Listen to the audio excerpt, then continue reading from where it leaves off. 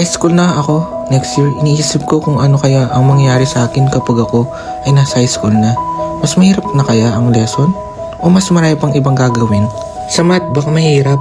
Pero ini-expect ko na matututo akong mag-isip ng mas mabilis. Sa English at Pilipino, ini-expect ko na mas gagaling ako magsalita at magsulat ng mga kwento.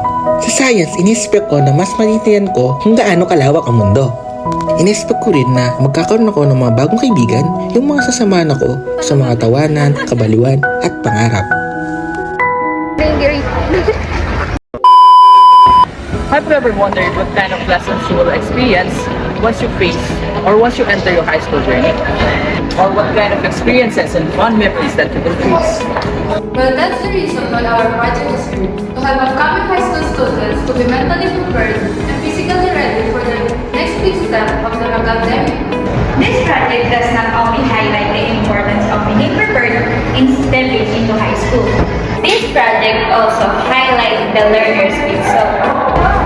Ang proyekto na ito ay mayroong layunin na ihanda ng mga mag-aaral ng ika-6 na baitang para sa susunod nilang hakbang patungo sa inyong magandang kinabukasan.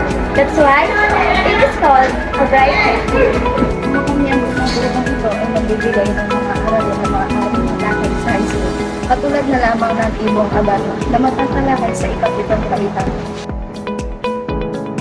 Maging na rin ang iba't ibang basic mathematics solution, isama na rin ang iba't ibang teorya na matatalakay sa science.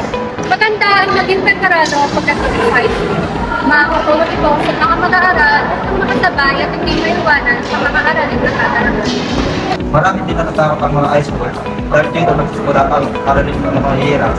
At pas maraming gawain ang ibibigay ng mga guro. You should not be afraid of these lessons. Instead, you should embrace them because they are the ones that will help shape your future. Hard lessons are not present to torture you. They are present to help you.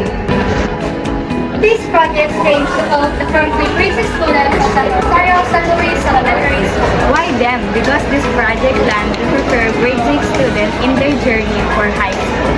But why should our project be the one chosen to be implemented? Well, first off, this project has a distinct advantage for them. They will possess insight on what they should expect. Expect? Anong klaseng expectation? Nakapaloob na dito sa expectation na tinutukoy namin ang iba't ibang leksyon o aralin na maaari nilang matake.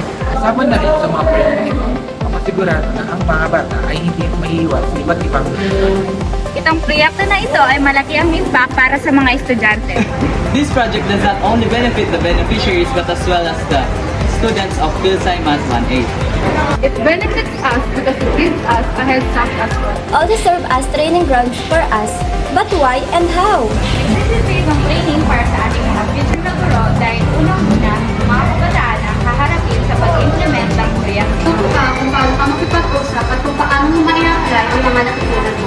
Ganda rin itong training dahil maahasa mo ang iyong skills sa pagsasalita. Pati na rin ang skills mo sa pagpaplano at paglilid.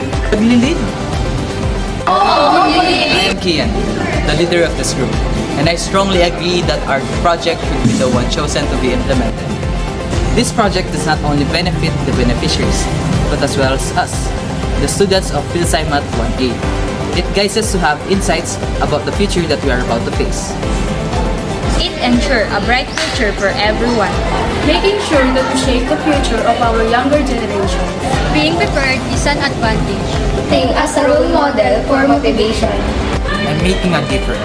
Together, we will bring the light to a brighter future.